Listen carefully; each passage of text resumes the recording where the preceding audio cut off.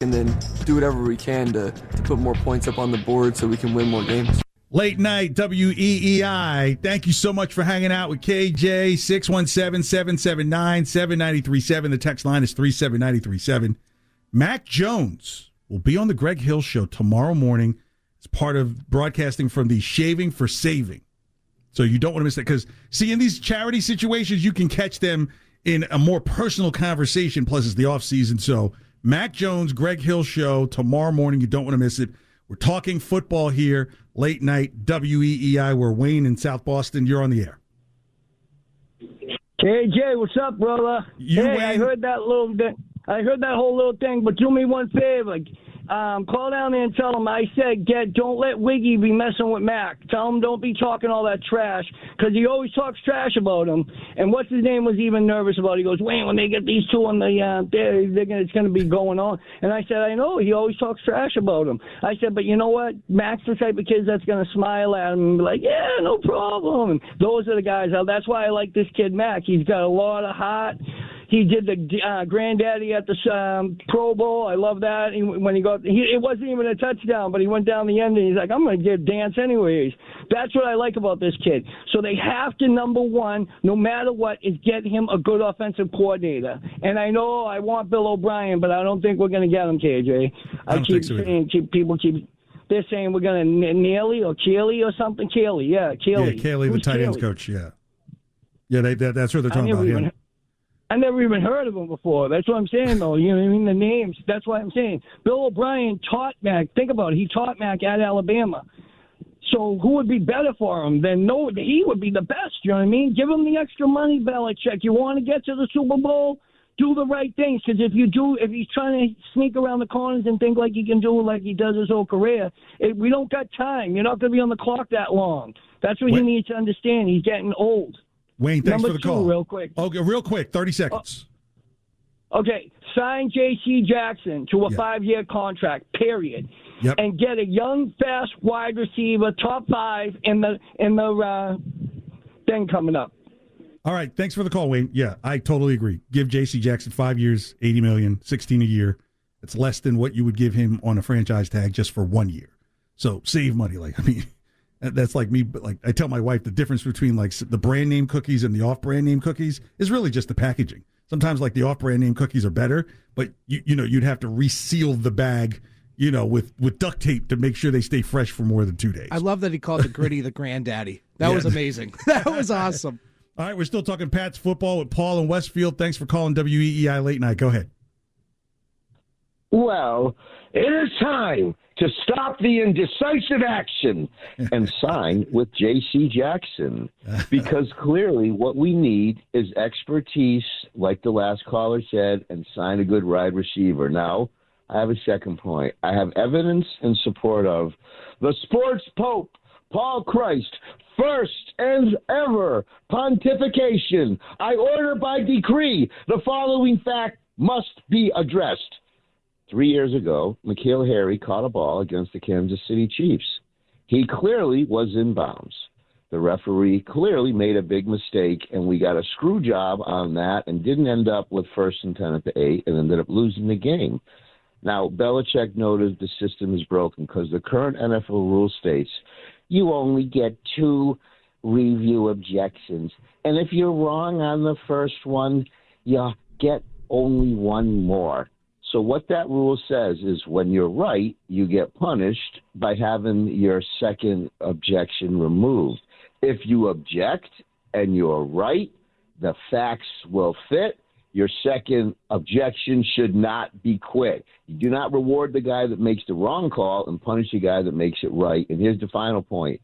The game has gotten much faster. The pro baseball puts 2 official outfielders, 2 more extra umpires out in the field in the playoffs.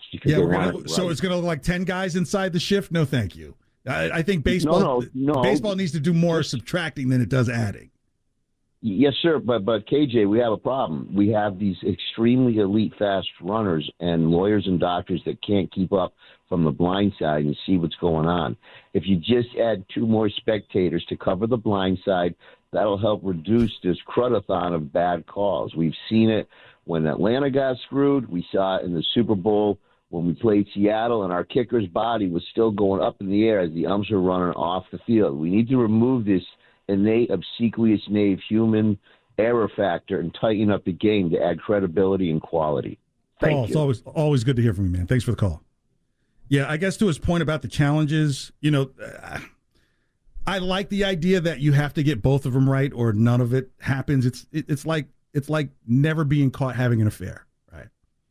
If you never cheat on your significant other, every thought in her head that you've ever cheated on her times 0 still equals 0.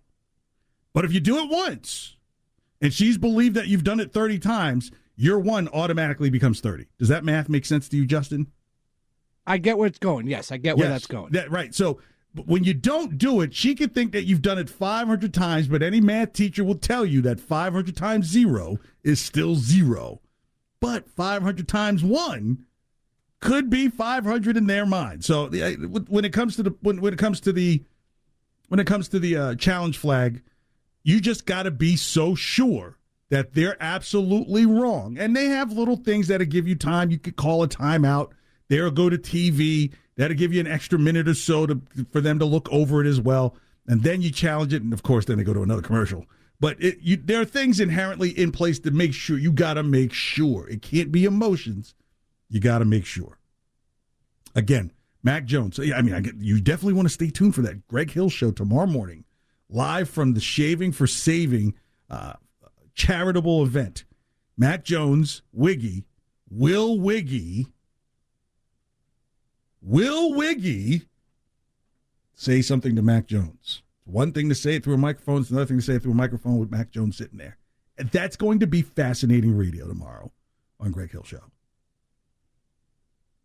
So when you think about some of the things, one caller, I think it was Wayne mentioning the receiver for Mac Jones, and you hear people talk Chris Godwin, and I think Chris Godwin is one of those guys that says, you know what, if I go to a place that might have just been an injury away from going further in the playoffs, you think that maybe, hey, with Odell Beckham going down, do the Rams, if Odell Beckham is out for the entire season, are you the Rams and you go after Chris Godwin?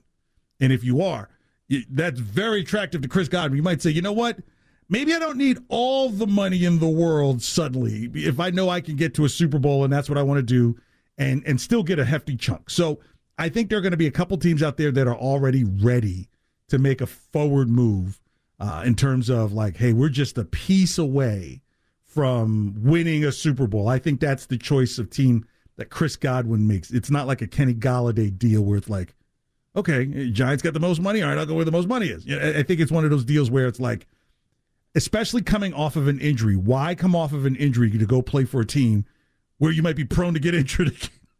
We're still throwing the ball. I can't sit down yet. So I would say Chris Godwin's out. Allen Robinson, even though I've said not so much, I don't really believe so. He could be intriguing, and his price may not be as high because his production was way down. Something like 70 receptions off from one year to the next. You're like, oh my, was he injured? You're like, no, not really. It's just the team was that bad. So, he was franchised at close to 18 mil. If he says, yeah, I'll do a prove me deal at 12, that's still pretty rich. So I think just at 12, I don't think that Bill would see the value in the player at 12, right? Devontae Adams, though, interesting. The Packers have announced that they're going to be playing one of their games in London, and so they did the remake of the Beatles' Abbey Road cover and not crossing Abbey Road. Like with Abbey Road crossing, it's like the four Beatles. With this one, it's like a couple of linemen and like a receiver. But it wasn't Devontae Adams or was it Aaron Rodgers? I don't buy a whole lot into that just yet, but it does get people talking. So Devontae Adams is going to be franchise tagged and kept in Green Bay. I just think they'll say, you know what, we will do that. Even if it costs us upwards of $20 million, we're going to do it. I've said it, Juju Smith-Schuster, it's something that you would say, look, see the way his contracts have been set up through his years at Pittsburgh, it wasn't a lot in salary. It was mostly in bonus. And this is something that you could do as well. Let's say you sign him to a 2-year deal and you move that bonus to next year onto next year's sheet. So you say, listen, we'll give you 10 in bonus and we'll give you 3 of that now, 7 next year. and we'll give you 10 in salary over 2 years. So now you're getting a really good deal, and maybe that's where Bill could see a value in a Juju Smith-Schuster, where instead of doing a 1 year, the guy's lights out, and then you've got to pay out of the face for him. At least you have him for 2 years, and if he gels with Mac and shows that he can turn things around, well, now you have a veteran on the team who's going into their veteran years, if you will, right? And so someone who could grow with Mac, who may still be a one receiver. And if there's one I really like, it's Mike Williams with the Chargers. Even if they deemed that, look, they would be taking trade offers for Keenan Allen if they were going to try and re-sign Mike Williams there, I would be on the phone about getting Keenan Allen. Well, not because, and Justin, you may not know this, but my daughter and Keenan Allen went to high school together. Really? Yes. And so he's kind of a personal favorite. I remember he was like a little kid, stuff like that. So, but that would be the type of leadership receiver that you would want to provide for Mac Jones, where even if Keenan Allen, who's still clearly a one receiver, but, closer to the 1A than he is a one, I still think would be ideal because just his nuances and his IQ with the game, especially on short routes and intermediate routes, not so much the long threat like he used to be. But, we're not talking about a guy who, he's going to make Mac look good even on some passes that don't necessarily do. So if they decide with the Chargers that Mike Williams is the new priority with the new deal, because the guy caught 1,100 yards last year, 76 receptions, and 9 touchdowns. That'd be hard to let go, but at the same time, you'd say, is that the Chargers' upside? Maybe that's who Justin Herbert likes to work with a little more than he does than Keenan Allen. You just don't know. But if Keenan Allen became available, get on the phone, Bill, find out what that takes, because now you clearly have a A-list receiver in there, and you put it next to Bourne and Myers, and that's something you have to respect. I think that's what most people, the fan base, and some prognosticators as well, think that, look, if you just improve the receiver room a little more, and yes, Aguilar is still on the hook for a considerable amount of money, but maybe that's just something you just let it go and eat it and take the hit next year. You just put it on the books next year. You got $100 million to work with. And now that you have a quarterback, you don't have to worry about bringing in Russell Wilson next year. So there's some good choices in the free agent market for a receiver that the Patriots, I'm sure they're looking at. I trust this free agent market better, and some names I didn't mention, like Jamison Crowder with the Jets, are probably going to be better pieces than the receiving core in the draft. Because my philosophy is, if there are not a lot of quarterbacks coming out of the draft, there's not a lot of receivers coming out of the draft.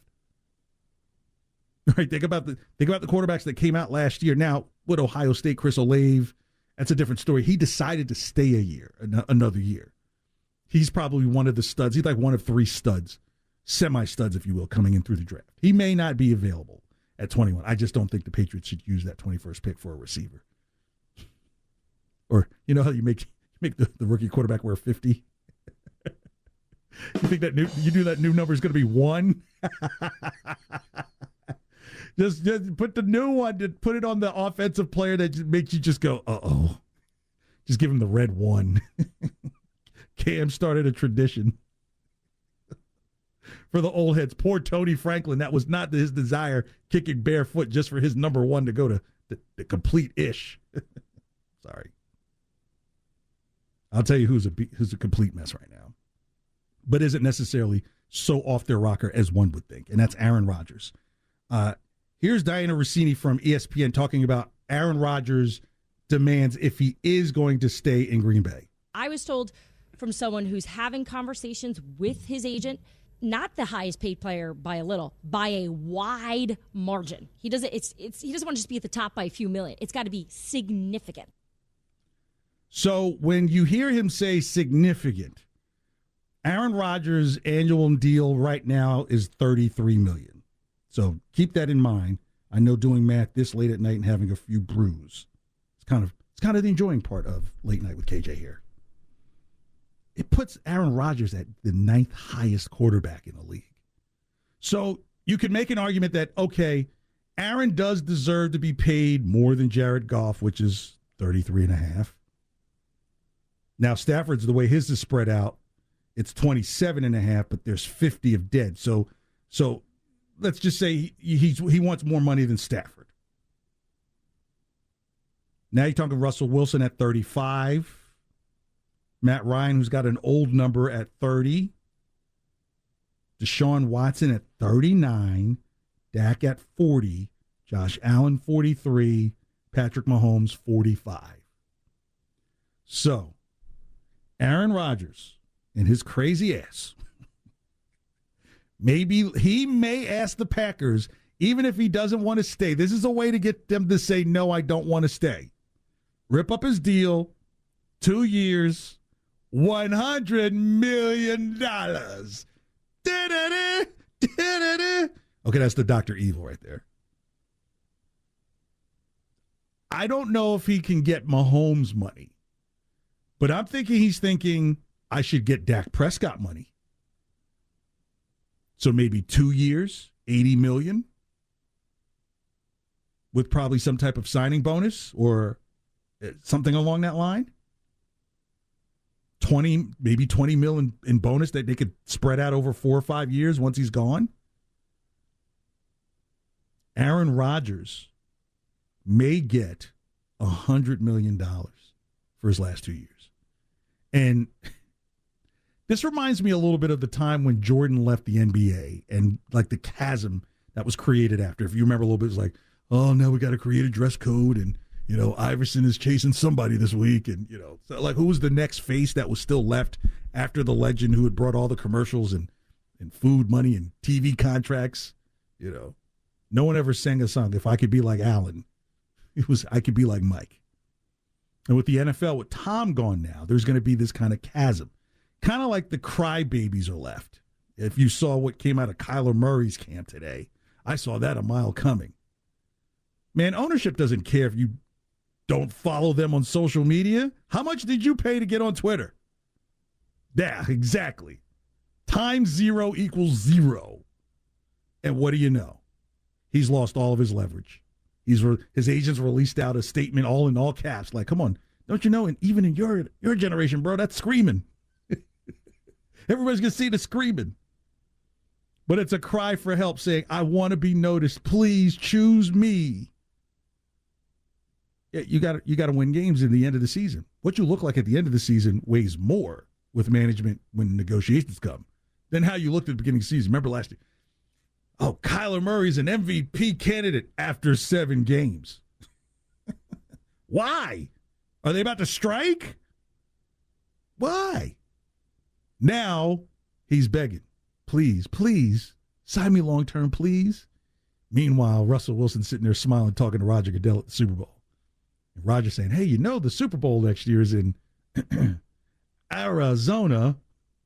I didn't tell you this, but I just wanted to tell you this. And I think Kyler Murray feels that heat. But if Aaron Rodgers is going to be the top echelon of quarterbacks that remain in terms of elder statesmen and success, you got a crybaby at the top. If you've got a crybaby at the top, then it's not going to surprise you that Kyler Murray is going to be a crybaby. Or that Baker Mayfield may have a pouting fit this season. Myles Garrett, boy, did he give a ringing endorsement. Yeah, man, what do you think of Baker? Yeah, man, I love my teammates. Did you hear that, Justin? I did see that, and I loved it because I hate Baker. Yeah, I love my teammates. Yeah, Baker Mayfield, the way he looks in those commercials for the insurance where he's alone in the stadium, that's really about to become true. That's another one right there. I got clowned. I forgot who it might have been. Nick LePan. A couple people kind of razzed me about Baker Mayfield, and look where we are now. Even his teammates won't even call him by name. I might as well call him the player. The player has some value. That's why I said probably one of the most intriguing games this season is going to be Cleveland Patriots. That's literally going to be like if you're a swimmer and you know how when you feel the deep end going from like once you get like past like the 4.5 into the 5 feet and starts going to the deep end, that's literally like that cutoff line between what you see in Mac Jones and what you see in Baker Mayfield. Like Baker Mayfield will have to prove that he's not falling into the deep end against Mac Jones in that game. All Mac Jones has to prove is that he's gotten a little better. Just a little better Mac Jones right now is better than the last 3.5 years of Baker Mayfield total.